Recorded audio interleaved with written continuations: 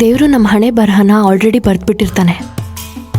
ಅದನ್ನ ನಾವು ಎಷ್ಟೇ ಪ್ರಯತ್ನ ಪಟ್ಟರೂ ಬದಲಾಯಿಸಲಿಕ್ಕಾಗಲ್ಲ.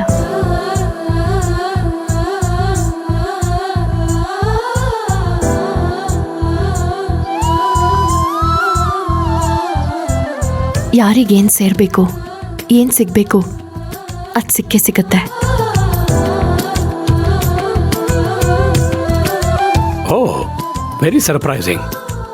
ಕಂಗ್ರ್ಯಾಚುಲೇಷನ್ಸ್. Thank you sir.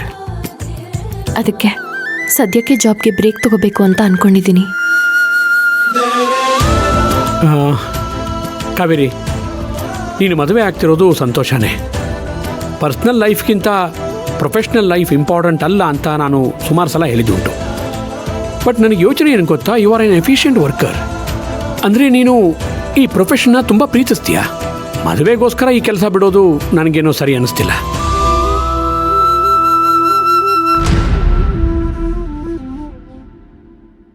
ಹೌದು, ಇದು ನಿಂದೇ ನಿರ್ಧಾರನಾ ಅಥವಾ ಬೇರೆ ಯಾರಾದರೂ ಪ್ರೆಷರ್ ಮಾಡ್ತಿದ್ದಾರಾ? ಹಾಗೇನಿಲ್ಲ ಸರ್, ನನ್ನ ಮೇಲೆ ಯಾವ ಪ್ರೆಷರೂ ಇಲ್ಲ. ಮದುವೆಗೆ ಟೈಮ್ ತುಂಬ ಕಡಿಮೆ ಇದೆ.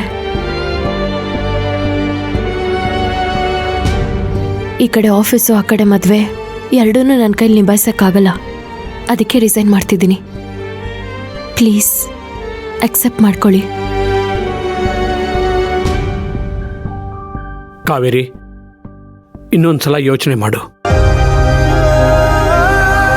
ಈ ಜಾಬ್ ನಿನಗೆ ಡ್ರೀಮ್ ಆಗಿತ್ತು, ಅಲ್ಲದೆ ನಿಮ್ಮಪ್ಪನ ಕನಸು ಕೂಡ ಆಗಿತ್ತು.